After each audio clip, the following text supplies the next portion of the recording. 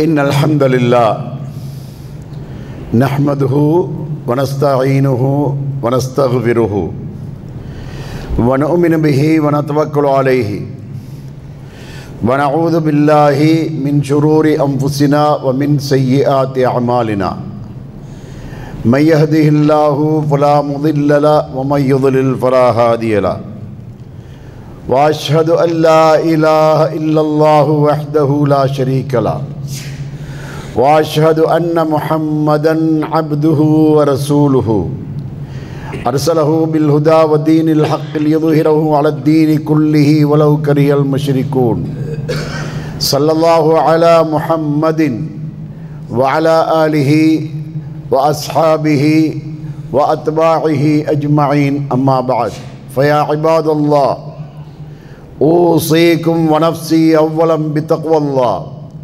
فإن التقوى زاد للآخرة فالله تبارك وتعالى يقول في محكم تنزيله العظيم يا أيها الذين آمنوا اتقوا الله حق تقاته ولا تموتن إلا وأنتم مسلمون يا أيها الناس اتقوا ربكم الذي خلقكم من نفس واحدة وخلق منها زوجها وبث منهما رجالا كثيرا ونساء واتقوا الله الذي تساءلون به والأرحام إن الله كان عليكم رقيبا يا أيها الذين آمنوا اتقوا الله وقولوا قولا سديدا يصلح لكم أعمالكم ويغفر لكم ذنوبكم ومن يطع الله ورسوله فقد فاز فوزا عظيما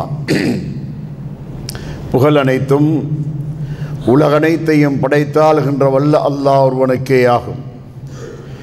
சத்திய வழிகாட்டுவதற்காக அனுப்பப்பட்ட சத்திய தூதர் முஹம்மதுர் ரசூலுல்லாஹி ஸல்லல்லாஹு அலைஹி வஸல்லம் அவர்கள் மீதும் அவர்களது குடும்பத்தினர் தோழர்கள் அனைவரும் மீதும் ஸலவாத்தும் ஸலாமும் உண்டாவதாக.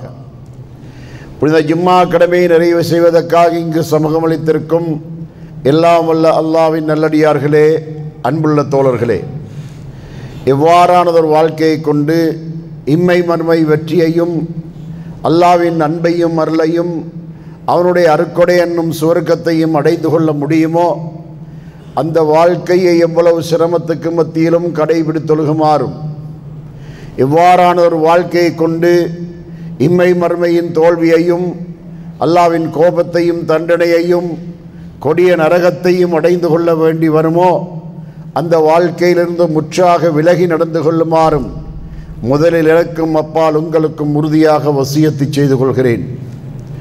அல்லாஹ்வுடைய நல்லடியார்களே, அன்புள்ள தோழர்களே, அல்லாஹு தஆலா இந்த உலக வாழ்க்கையை நமக்கு ஒரு குறுகிய கால வாழ்வாக நமக்கு ஆக்கி தந்திருக்கின்றான். நிரந்தரமான ஒரு வாழ்க்கை மறுமையில் இருந்து கொண்டிருக்கின்றது. அந்த மறுமைக்காக நாம் இந்த உலகத்தை தயார்படுத்தி கொள்ள வேண்டும் என்பதற்காகத்தான் அல்லாஹு தஆலா இந்த உலகத்தில் நம்மை படைத்திருக்கின்றான். நம்மை படைத்த நோக்கத்தை அல் குர்ஆன் 51வது அத்தியாயத்தின் 56வது வசனத்திலே சொல்லும்போது வமா கலக்துல் ஜின்ன வல் இன்ஸ இல்லா லியஅபுதூன், மனிதனையும் ஜின்னையும் அவர்கள் என்னை வணங்கி வழிபட வேண்டும் என்பதற்காகவே அன்றி நான் படைக்கவில்லை என்று நாம் எல்லாம் படைக்கப்பட்ட நோக்கத்தை குறுகியதான ஒரு வசனத்திலே அல்லாஹ் நமக்கு சொல்லி காட்டுகின்றான். இந்த நோக்கத்தை யாரெல்லாம் நிறைவு செய்கின்றார்களோ அவர்கள் மறுமையில் விமோசனமடைந்தவர்கள்.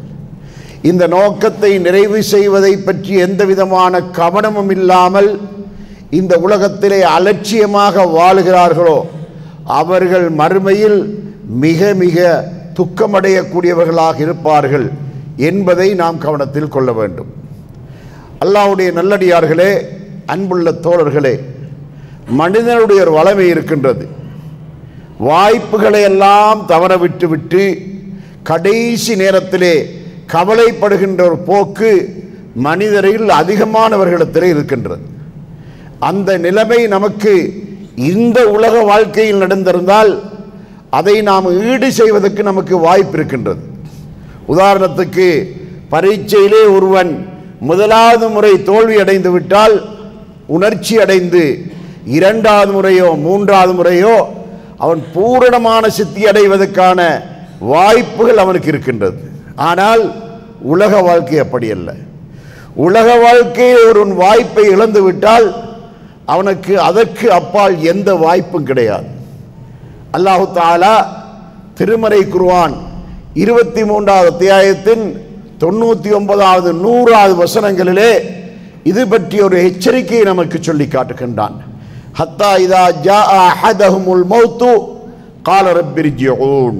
ஒரு மனிதனுக்கு மரணம் வந்து விட்டால் அந்த மனிதன் இந்த உலகத்திலே அவனுக்கு கிடைத்த நல்ல நல்ல வாய்ப்புகளை எல்லாம் தவற விட்டுவிட்டு அலட்சியமாக இந்த உலகத்திலே வாழ்ந்துவிட்டு மரணத்தை தழுவுகின்ற நேரத்திலே அல்லாஹ்வை பார்த்து அவன் அந்த நேரத்திலே மண்டாடுகிறான், கெஞ்சுகிறான். இந்த உலகத்திலே அல்லாஹு தஆலா நபிமார்களோடு பேசியிருக்கிறான், நேரடியாகவும் பேசியிருக்கிறான், வஹி மூலமாகவும் பேசியிருக்கிறான். ஆனால் சாதாரணமான மனிதர்களோடு அல்லாஹு தஆலா பேசுகின்ற நேரம் இருக்கின்றதே, அதுதான் சக்கராத்துடைய நேரம். அது அல்லாஹ் பேசுவதல்ல. மனிதன் அல்லாஹ்விடத்திலே கெஞ்சுவான், கத்துவான், கதறுவான். அந்த நேரத்திலே அல்லாஹ் அந்த மனிதனுக்கு பதில் சொல்லுவான். அதைத்தான் இந்த வசனத்திலே சொல்லி காட்டுகின்றான். அவனுக்கு மரணம் வந்து விட்டால் அல்லாஹ்வை பார்த்து அவன் கெஞ்சுகிறான், ரப்பிர்ஜிஊன், அல்லாஹ்வே உடனே மௌத்தாக்கி விடாதே, எனக்கு ஒரு வாய்ப்பு தந்து விடு, என்னுடைய மரண நேரத்தை பின்பற்றி வைத்து விடு.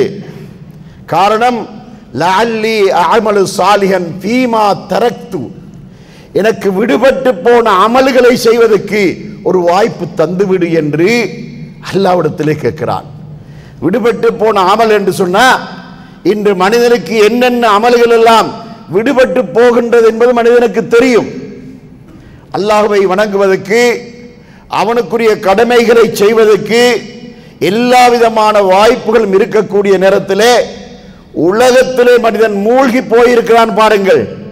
அப்படியான அந்த மனிதன் கவலைப்படுகின்ற நேரத்தில் தான் லஅல்லி அஅமலு சாலிஹன் ஃபீமா தரக்து, எனக்கு விடுபட்டு போன அமல்களை செய்வதற்கு ஒரு வாய்ப்பை தந்துவிடு என்று அல்லாஹ்விடத்தில் கேட்கிறான்.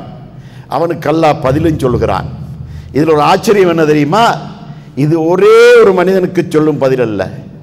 இந்த உலகத்தில் எத்தனை கோடி மனிதர்கள் இது போன்று சக்கராத்திலே கெஞ்சினாலும் அவனுக்கு அல்லாஹ் இந்த பதிலை சொல்கிறான். கல்லா இன்னஹா கலிமத்துன் ஹுவ காயிலுஹா, நீ மட்டும் கிடையாது, உன்னை போன்ற நிலைமையில் அலட்சிய போக்கோடு வாழ்ந்துவிட்டு மரணத்தை தழுவுகின்ற ஒவ்வொருவரும் இப்படித்தான் என்னிடத்தில் கெஞ்சுவார்கள். வமின் வராஇஹிம் பர்ஸகுன் இலா யௌமி யுபாஸுன், எந்த வாய்ப்பும் உனக்கு தரப்பட மாட்டாது. உனக்கு இந்த மரணத்துக்கு பின்னால் பர்ஸக் என்ற ஒரு வாழ்க்கை இருக்கின்றது, அதுதான் கபருடைய வாழ்க்கை. அந்த வாழ்க்கையை நீ அனுபவித்துக்கொள். நீ மறுமை நாளில் எழுப்பப்படுகின்ற வரைக்கும் அந்த வாழ்க்கை உனக்கு இருக்கின்றது என்று அல்லாஹ் அவனை அதட்டி விட்டுத்தான் அவனுடைய ரூஹை கைப்பற்றுவதாக இந்த திருமறை வசனம் நமக்கு சொல்லிக் கொண்டிருக்கின்றது. சகோதரர்களே, வாய்ப்புகளை தவறு விடுவதற்கின்றது. இந்த உலக வாழ்க்கையில் வாய்ப்புகளை தவறவிட்டால் அதை ஈடு செய்வதற்கு நமக்கு வாய்ப்பு இருக்கின்றது. ஆனால் வாழ்க்கையிலே வாய்ப்புகளை தவறிவிட்டு மரண தருவாயை அடைந்து விட்டால் அதை எவராலும் ஈடு செய்ய முடியாது என்பதை அல்லாஹ் இந்த வசனங்களின் ஊடாக நமக்கு சொல்லி காட்டுகின்றான். அல்லாஹு தஆலாவோடு மிகவும் போட்டி போட்டுக் கொண்டிருந்த ஒருவன் தான் ஃபிர்அவுன். அவனும் கூட சக்கராத்து நேரத்திலே கெஞ்சினான். 10வது அத்தியாயத்தின் 90, 91, 92வது வசனங்களிலே அல்லாஹ் அந்த வரலாற்றை நமக்கு சொல்லி காட்டுகின்றான். மூசா அலைஹிஸ்ஸலாம் அவர்களையும் அவருடைய மக்களையும் கொலை செய்வதற்காக, பூண்டோடு அழிப்பதற்காக அவர்களை துரத்தி கொண்டு போகிறான். இப்பொழுது மூசா அலைஹிஸ்ஸலாம் அவர்களும் அவருடைய மக்களும் கடலோரம் வரையும் வந்து விட்டார்கள். மக்கள் நபியை பார்த்து சொல்கின்றார்கள், இன்னால் அமுதுரக்கூன், மூசாவே நாங்கள் சிக்கிக் கொண்டு விட்டோம், பின்னால திரும்பினால் ஃபிர்அவுன் அழித்து விடுவான், முன்னால் இறங்கினால் கடலிலே நாம் மூழ்கி விடுவோம், அதனால நாம் சிக்கிக் கொண்டோம் என்று சொல்லபோது மூசா அலைஹிஸ்ஸலாம் சொன்னார்கள், கல்லா இன்ன ரப்பி சயஹ்தீன், நீங்கள் சொல்வது போலல்ல, என்னுடைய ரப்பு எனக்கு அதற்குரிய சரியான வழியை காட்டுவான் என்று சொன்னபோது அல்லாஹு தஆலா மூசா அலைஹிஸ்ஸலாம் அவர்களுக்கு கடலிலே தடியினால் அடிக்குமாறு சொல்கின்றான். அடித்தார்கள். பல வழிகள் பிறந்தன. ஒவ்வொரு வழியாலும் மூசா அலைஹிஸ்ஸலாத்துடைய கூட்டத்தார்கள் பிரிந்து போய்கொண்டே இருக்கிறார்கள். ஃபிர்அவுனும் அவனுடைய இராணுவமும் கடலோரம் வரையும் வந்து பார்க்கிறார்கள். ஆச்சரியம். மூசாவுடைய வாழ்க்கையிலே தொடர்ந்து நாம் ஆச்சரியங்களை கண்டோம், இப்பொழுதும் ஒரு ஆச்சரியம். மூசாவுடைய மக்கள் அடுத்த கரைக்கு போய்க் கொண்டிருக்கின்றார்கள். அவனுடைய இராணுவத்துக்கு உத்தரவிடுகின்றான், நாங்கள் பின்னாலே சென்று விடுவோம், அவர்களை அழித்துவிட்டே வருவோம் என்றார்கள். கடல் நடுவரைக்கும் ஃபிர்அவுனுடைய இராணுவம் சென்று கொண்டிருக்கின்ற போது மூசா அலைஹிஸ்ஸலாம் அவர்களுடைய மக்களும் அடுத்த கரையை அடைந்து விட்டார்கள். ஒரு முஸ்லிம் கூட கடலுக்குள்ளே இல்லாத அளவுக்கு எல்லோரும் அடுத்த கரை அடைந்து விட்டார்கள்.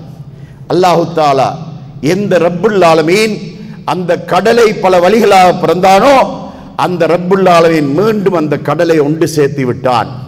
இப்பொழுது எல்லோரும் அந்த கடலிலே மூழ்கி கொண்டிருக்கின்றார்கள்.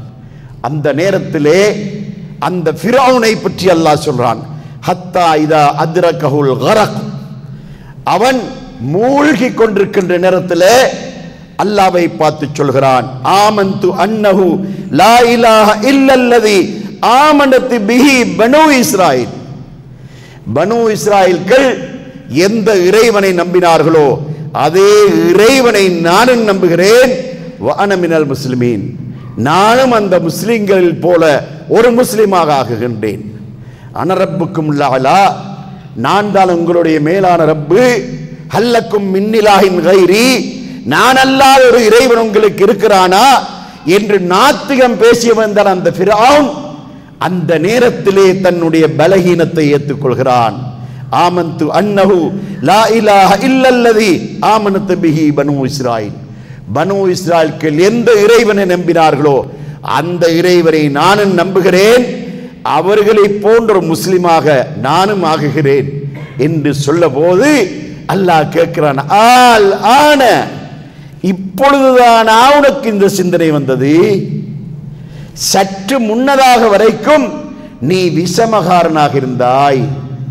அல்லாஹ் சொல்லிவிட்டு 92வது வசனத்திலே சொல்லுகிறான், ஃபல் யௌம நுனஜ்ஜீக பிபதனிக லிதகூன லிமன் கல்ஃபக ஆயா, உனக்கு பின்னால் வருகின்ற ஒரு சமுதாயத்துக்கு படிப்பினைக்காக இன்று முதல் உனது உடலை அழியாமல் நான் பாதுகாப்பேன் என்று அல்லாஹ் சொன்னான். அல்லாஹ் பாதுகாத்தான். கடல் என்றால் என்ன? அதில் ஒரு செத்த பிராணி இருந்தால் மீன்கள் விட்டு வைக்குமா? ராட்சத மீன்கள் இருக்கின்றன, இந்த ஃபிரௌனை விழுங்கிவிட மாட்டாதா? ஆனால் எந்த சேதாரமும் ஏற்படாமல் அவனுடைய உடல் பாதுகாக்கப்பட்டு கடந்த நூற்றாண்டு கண்டெடுக்கப்பட்டதாக நமக்கு ஆதாரபூர்வமான செய்திகள் இருக்கின்றன. அல்லாஹ் தன்னுடைய வல்லமையை காட்டுகின்ற நேரம் இருக்கின்றதே, அதுதான் சக்கராத்துடைய நேரம். அல்லாஹு தஆலா 35வது அத்தியாயத்தின் 45வது வசனத்திலே சொல்லி காட்டுகின்றான், வலவு யுஆஹிதுன் நாஸ பிமா கஸபு மா தரக அலா ظஹரிஹா மின் தாபத்தின் வலாக்கி யுஅഖிருஹும் இலா அஜலின் முஸம்மா ஃபைதா ஜா அஜலுஹும் ஃபைன்னல்லாஹ கான பிஹி பஸீரா. அல்லாஹ் சொல்கின்றான் இந்த வசனத்திலே, மனிதன் செய்கின்ற அநியாயங்கள், அக்கிரமங்கள், அட்டூழியங்களுக்காக அவனை உடனுக்குடனே நாம் தண்டிப்பதாக இருந்தால் இந்த பூமியிலே ஒரு ஜீவனும் இல்லாத அளவுக்கு எல்லாமே அழிக்கப்பட்டு விடும். ஆனால் வலாக்கி யுஅഖிருஹும் இலா அஜலின் முஸம்மா, இவர்களுக்கு ஒரு வாய்ப்பு அல்லாஹ் கொடுக்கின்றான், ஒரு சந்தர்ப்பத்தை கொடுக்கின்றான், சிந்திப்பதற்காக, தப்பு தவறுகளை உணர்வதற்காக, தௌபா செய்வதற்காக, அல்லாஹ்விடத்தில் மீளுவதற்காக அல்லாஹ் வாய்ப்புகளை கொடுக்கிறான். அவ்வாறு வாய்ப்பு கொடுத்தும் அவன் உணரவில்லை என்றால், திருந்தவில்லை என்றால், தன்னை மாற்றிக்கொள்ளவில்லை என்றால் ஃபைன்னல்லாஹ கான பிஹி பஸீரா, அல்லாஹ் அவனை கவனிக்க வேண்டிய விதத்தில் கவனிக்கிறான் என்பதாக அல்லாஹ் திருமறை குர்ஆனிலே சொல்லி காட்டுகின்றான். சகோதரர்களே, அல்லாஹ்வுடைய வல்லமையை நாம் சாதாரணமாக காணக்கூடாது. அல்லாஹு தஆலா வல்லமையுள்ளவன். எந்த நேரத்தில் நம்மை பிடிக்க வேண்டுமோ அந்த நேரத்தில் அவன் நம்மை பிடிப்பதற்கு காத்து கொண்டிருக்கின்றான். அதனால் நாம் நமது வாழ்க்கையிலே நாம் முழுமையாக அல்லாஹ்வுக்கு வழிபட்டாக வேண்டும். அல்லாஹு தஆலா நமக்கு மிக பெரும் எதிரி ஒன்றை நமக்கு அடையாளப்படுத்துகின்றான். இன்ன ஷைத்தான் லக்கும் அதுவுன் ஃபத்தகிதுஹு அதுவா. ஷைத்தான் உங்களுக்கு பகைவன், அவனை நீங்கள் பகைவனாக ஆக்கிக் கொள்ளுங்கள். எப்போதும் உங்களை அவன் வழிகெடுப்பதிலேயே கண்ணும் கருத்துமாக இருக்கின்றான். உங்களை அல்லாஹ்வுடைய சிந்தனையை விட்டு மாற்றி நரகத்தின் பக்கம் உங்களை திசை திருப்புவதிலே அவன் மிக கவனமாக இருக்கின்றான். அதனால அவனை நீங்கள் பகைவனாகவே ஆக்கிக் கொள்ளுங்கள் என்று அல்லாஹு தஆலா சொல்லி காட்டுகின்றான். அல்லாஹ்வுடைய நல்லடியார்களே, அன்புள்ள தோழர்களே, நாம் திருமறை குர்ஆனிலே அடிக்கடி ஓதக்கூடிய எல்லோருக்கும் பரிச்சயம் உள்ள ஒரு சூரா தான் அல்ஹாக்குமுத் தகாசுர். இந்த சூராவிலே அல்லாஹ் என்ன சொல்லி காட்டுகின்றான்? அல்ஹாக்குமுத் தகாசுர் ஹத்தா ஜுர்துமுல் மகாபிர். இந்த உலக ஆசையிலே நீங்கள் மூழ்கி போயிருக்கின்றீர்கள். பேராசை உங்களை மூழ்கடித்திருக்கின்றது. இதுவரைக்கும் ஹத்தா ஜுர்துமுல் மகாபிர், நீங்கள் உங்களுடைய மண்ணறைகளை, உங்களது கபிர்களை நீங்கள் சந்திக்கின்ற வரைக்கும் நீங்கள் பேராசையிலே மூழ்கி போயிருக்கின்றீர்கள் என்று அல்லாஹு தஆலா இந்த வசனத்திலே சொல்லி காட்டுகின்றான். இந்த வசனத்திலே அல்லாஹு தஆலா இந்த சூராவின் இறுதியிலே அல்லாஹு தஆலா ஒரு எச்சரிக்கை செய்கிறான். சும்ம லதுஸ்அலுன்ன யௌம இதின் அனின் நஈம். மறுமை நாளையிலே அல்லாஹ் உங்களை விசாரிக்கும் போது உங்களுக்கு அவன் புரிந்த அருக்கொடைகளை பற்றி நீங்கள் கண்டிப்பாக கேள்வி கேட்கப்படுவீர்கள் என்று அல்லாஹ் நமக்கு சொல்லி காட்டுகின்றான். இந்த உலகத்திலே நாம் வாழ்வதற்கு அல்லாஹ் எந்த குறையை நமக்கு வைக்கவில்லை, அனைத்தையும் பூரணமாக தந்திருக்கின்றான். ஆனால் நாம் தான் அவனுக்கு செய்ய வேண்டிய கடமையிலே குறை வைக்கிறோம் என்பதை நம்முடைய மனச்சாட்சி ஏற்றுக்கொள்கின்றது.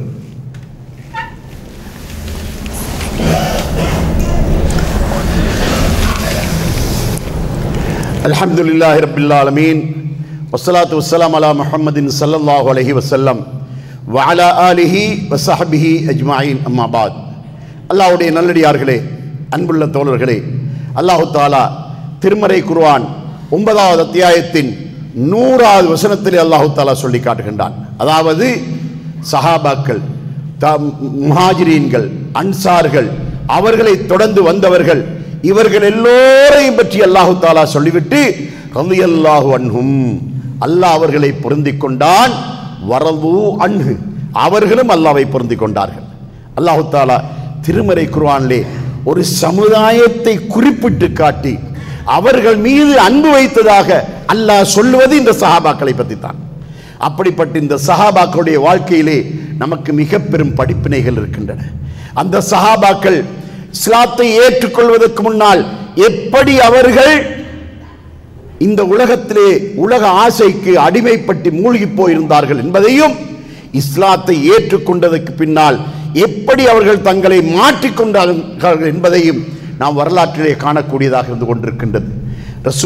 அதாவது உமர் ரலியல்லாஹு ஆட்சி காலம், அவர்கள் தங்களுடைய ஆட்சி காலத்திலே ஹிம்ஸ் என்ற அந்த மாகாணத்துக்கு சயீத் இப்னு ஆமிர் ரலியல்லாஹு அவர்களை தலைவராக நியமிக்கிறார்கள், கவர்னராக நியமிக்கிறார்கள்.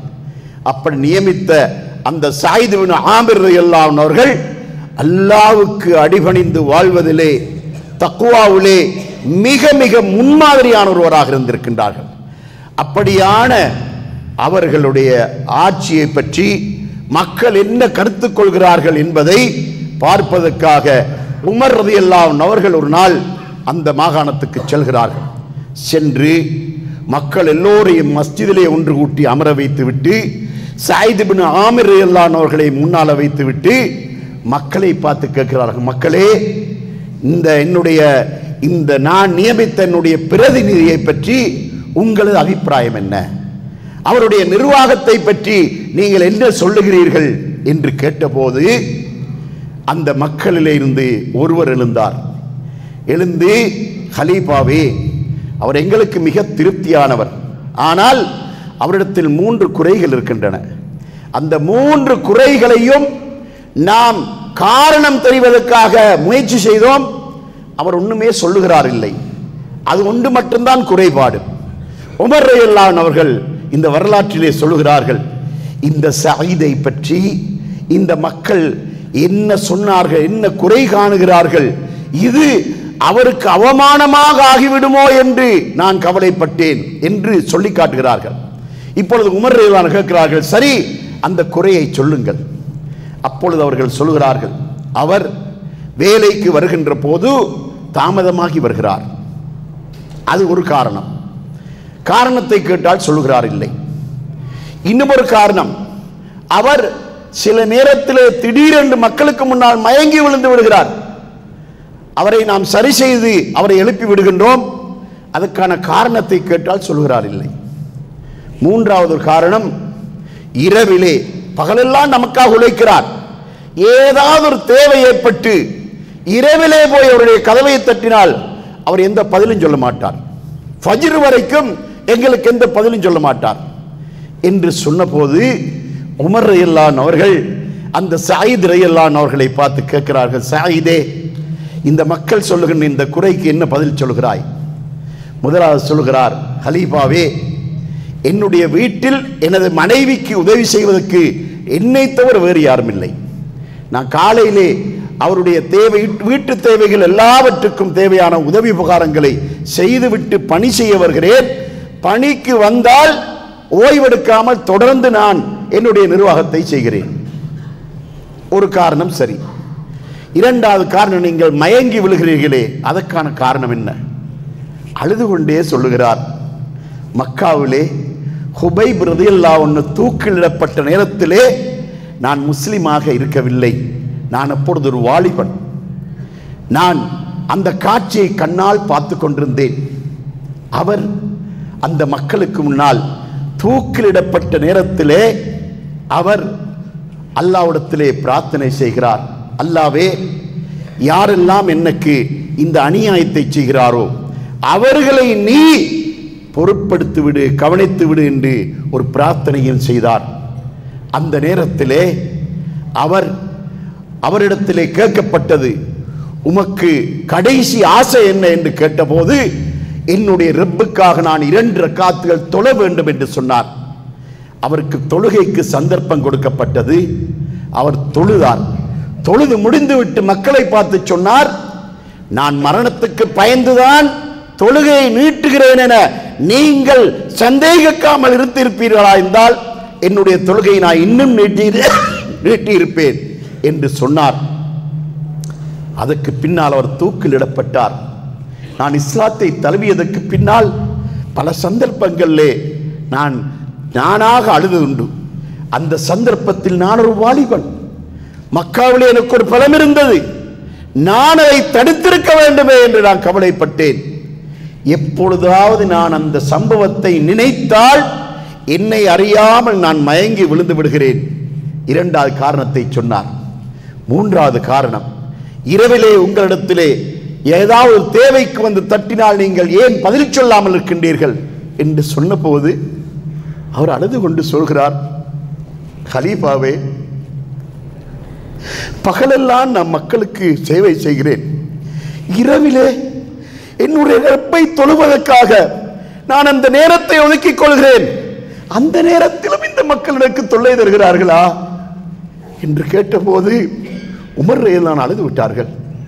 சகோதரர்களே, அன்று நிர்வாகம் செய்த அந்த சஹாபாக்களுடைய வாழ்க்கையிலே நமக்கு கிடைக்கின்ற முன்மாதிரி, பகலெல்லாம் உழைக்கிறார்கள், இரவெல்லாம் விடிய விடிய அல்லாஹ்வை வணங்கி தொழுகிறார்கள். அப்படியான நல்லடியார்களாக அவர்கள் வாழ்ந்திருக்கின்றார்கள். அவருடைய வாழ்க்கையிலே நமக்கு படிப்பினை இருக்கின்றது.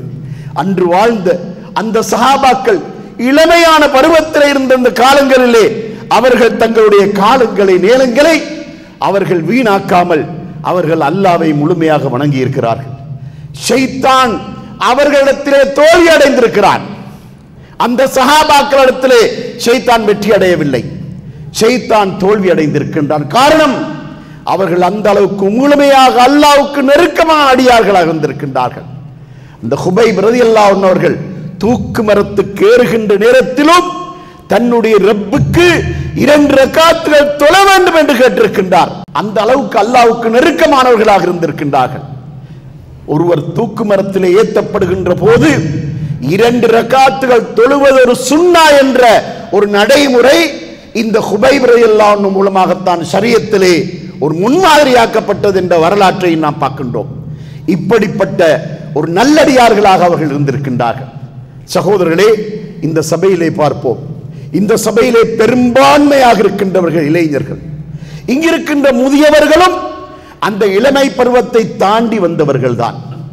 மார்க்கத்துக்காக பணி செய்து தங்களுடைய காலங்களை எல்லாம் அர்ப்பணம் செய்கிறார்களே, அந்த அர்ப்பணத்தோடு வாழ்ந்தவர்கள் அதே அர்ப்பணத்தோடு இன்று முதியவர்களாக இருந்து கொண்டிருக்கின்றார்கள்.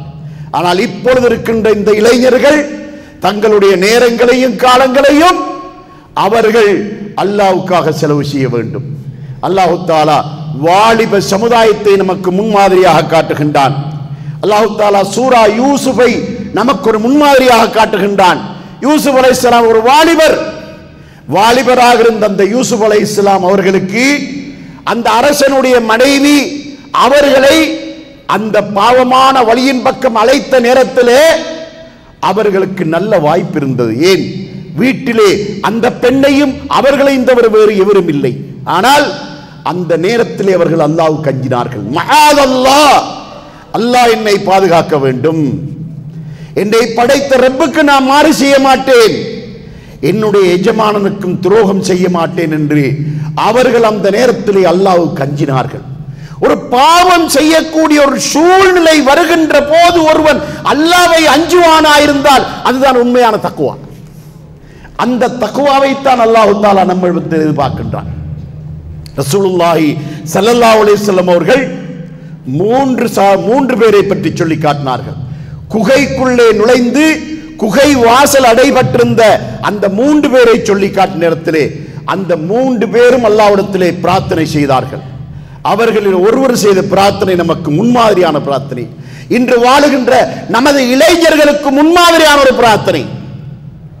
அவர் என்ன அல்லாஹ்விடத்திலே சொல்கிறார்? யா அல்லாஹ், என்னுடைய சாச்சாவின் மகள் ஒருத்தி இருந்தால் அழகானவள், அவளை நான் பலமுறை பாவமான வழியிலே அடைய முயற்சி செய்தேன், விட்டு தரவில்லை. ஒரு கட்டத்திலே அவளுக்கு வறுமை வந்து விட்டது. அவள் என்னிடத்திலே வந்து உதவி கேட்டாள். அதை வாய்ப்பாக பயன்படுத்தி அவளை என்னுடைய வழிக்கு அழைத்தேன். வேறு வழி இல்லாமல் அவள் ஏற்றுக்கொண்டாள். நான் அவளை நெருங்குகின்ற நேரத்திலே இத்தகில்லா, அல்லாஹ்வை நீ பயந்து கொள், ஒரு முத்திரையை உடைப்பதற்கு யாருக்கு தகுதியோ அவர் மட்டும்தான் உடைக்க வேண்டும் என்றால் திருமணத்தின் மூலமாக மட்டும்தான் இதை அணுக முடியும். பாவமான வழியில் அணுக முடியாது என்று மறைமுகமான வார்த்தையின் மூலமாக அந்த பெண் சொல்லி காட்டினார். யா அல்லாஹ், அந்த பெண் அதை சொன்ன உடனே உன்னை பற்றிய பயம் எனக்கு வந்து நான் அந்த இடத்தை விட்டு எழுந்து ஓடிவிட்டேன். ஆனால் அவளுக்கு தருவதாக வாக்களித்த 150 தீனாரை சதக்காவாக நான் கொடுத்தேன். நான் உன்னை பயந்தது உண்மையாக இருந்தால் இந்த இடத்திலிருந்து எங்களை பாதுகாத்து விடு என்று சொன்னபோது அந்த கற்பாறையுடைய 3வது பகுதியும் விலகியதென நபி ஸல்லல்லாஹு அலைஹி வஸல்லம் சொல்லி காட்டுகின்றார்கள். அல்லாஹ்வுடைய நல்லடியார்களே, அன்புள்ள தோழர்களே, இத்தகைய வாலிபர்களை அல்லாஹ் எதிர்பார்க்கிறான். இப்படிப்பட்ட இளைஞர் சமுதாயத்தை அல்லாஹ் எதிர்பார்க்கிறான். பாவம் செய்கின்ற வாய்ப்பு வருகின்ற நேரத்திலே பாவத்தை விட்டு விலக வேண்டும். வறுமை வந்து விட்டது, வட்டிக்கு பணம் வாங்க வேண்டும் என்ற சிந்தனை வருகின்றது, அந்த நேரத்தில் தான் தக்வா வர வேண்டும். ஒருவன் ஒரு சிக்கலிலே மாட்டிக்கொண்டிருக்கின்றான், பொய் சொன்னால் தப்பிக்கொள்ள முடியும், அந்த இடத்தில் தான் தக்வா வர வேண்டும். எந்த இடத்தில் பாவம் செய்கின்ற வாய்ப்பு வசதி அவனுக்கு ஏற்படுகின்றதோ அந்த நேரத்தில் தான் அவனுக்கு தக்வா அவசியம், அல்லாஹ்வை பயப்பட வேண்டிய அவசியம். அல்லாஹ்வுடைய நல்லடியார்களே, அன்புள்ள தோழர்களே, எந்த நேரத்தில், எந்த இடத்தில், எந்த அமைப்பில் மரணம் நம்மை தழுவும் என்பது நமக்கு தெரியாது. நாம் பல மரணங்களை கேள்விப்படுகின்றோம். பயணம் சொல்லிவிட்டு போகிறார்கள், அவருடைய இடத்துக்கு போய் சேர்வதற்கு இடையிலே பாதையிலே விபத்திலே மரணித்து விடுகிறார்கள். கடைசி நேரத்திலே லா இலாஹ இல்லல்லாஹ் என்ற கலிமாவோடு மரணிக்கின்ற வாய்ப்பு கிடைக்கவில்லை என்று சொன்னால் அவனை விட துர்ப்பாக்கியவான் வேறு யாரும் இருக்க முடியாது. மன்கான ஆகிரு கலாமிஹி லா இலாஹ இல்லல்லாஹ் தஹல் ஜன்னா, எவருடைய கடைசி வார்த்தை லா இலாஹ இல்லல்லாஹ் இருக்கின்றதோ அவர் சுவர்க்கம் பிரவேசிப்பார் என்று நபி ஸல்லல்லாஹு அலைஹி வஸல்லம் சொல்லி காட்டினார்கள். அதனால் நமக்கு கடைசி வார்த்தை லா இலாஹ இல்லல்லாஹ் ஆக இருக்க வேண்டுமாயிருந்தால் இரவு பகலாக அல்லாஹ்வுடைய சிந்தனையோடு வாழ வேண்டும், நன்மை செய்ய வேண்டும் என்ற சிந்தனையோடு வாழ வேண்டும், பாவத்துக்கு பயந்து வாழ வேண்டும். அப்படியான ஒரு வாழ்க்கையை தான் அல்லாஹ் நம்மிடமிருந்து எதிர்பார்க்கின்றான். சகோதரர்களே, இறுதியாக நான் உங்களுக்கு அன்பான ஒரு அறிவுரை சொல்லிக்கொள்ள விரும்புகின்றேன். இந்த குத்பாவை தொடங்கும் போது இங்கிருக்கின்ற சனத்திலே ஒரு 8 கூட இல்லை, அந்த அளவுக்கு குறைவான சனம் இருந்தார்கள். அல்லாஹ்வுடைய தூதர் சொல்கின்ற வாக்குகளிலே நமக்கு நம்பிக்கை இருக்க வேண்டும். நபி ஸல்லல்லாஹு அலைஹி வஸல்லம் சொல்கிறார்கள், ஜும்மா எங்கெல்லாம் நடைபெறுகிறதோ அந்த இடத்திலே அல்லாஹ் தஆலா மலக்குகளின் கூட்டம் ஒன்றை அனுப்பி ஒரு ஏட்டை கையிலே கொடுத்து அனுப்புகிறான். அந்த ஏட்டை பிரித்து வைத்துக் கொண்டு கத்தீப் குத்பாவை தொடங்குவதற்கு முன்னதாக எவர்களெல்லாம் வருகிறார்களோ அவர்களுடைய பெயர்களை அந்த ஏட்டிலே அந்த மலக்குகள் பதிந்து கொண்டே இருக்கிறார்கள். கத்தீப் மிம்பருக்கு ஏறினதுக்கு பின்னால் எவர்களெல்லாம் வருகிறார்களோ அவர்களுடைய பெயர் பதியப்பட மாட்டாது. குத்பா தொடங்கிற உடனே அந்த ஏட்டை அந்த மலக்குகள் மூடி விடுவார்கள் என நபி ஸல்லல்லாஹு அலைஹி சொன்னார்கள். இந்த துர்ப்பாக்கியம் நமக்கு வேண்டுமா? வாரத்தில் ஒரு நாள் வருகின்ற இந்த ஜும்மாவிலே மலாய்க்காமார்களுடைய பெயர் அந்த பட்டியலிலே நமது பெயர் பதியப்படாத ஒரு துர்ப்பாக்கியம் ஏற்படுமா என்றால் இதைவிட துர்ப்பாக்கியம் வேறு என்ன இருக்க முடியும்? சகோதரர்களே, இன்று தாமதித்து வந்தவர்கள் அடுத்த வாரத்திலிருந்து தாமதிக்காமல் 12:20 முன்னதாக 11:20 முன்னதாகவே மஸ்ஜிதுக்குள்ளே பிரவேசிக்க முயற்சி செய்யுமாறு உங்களுக்கு கூறி விடைபெறுகிறேன். வ ஆகிரு தஅவானா அனில் ஹம்துலில்லாஹி ரப்பில் ஆலமீன்.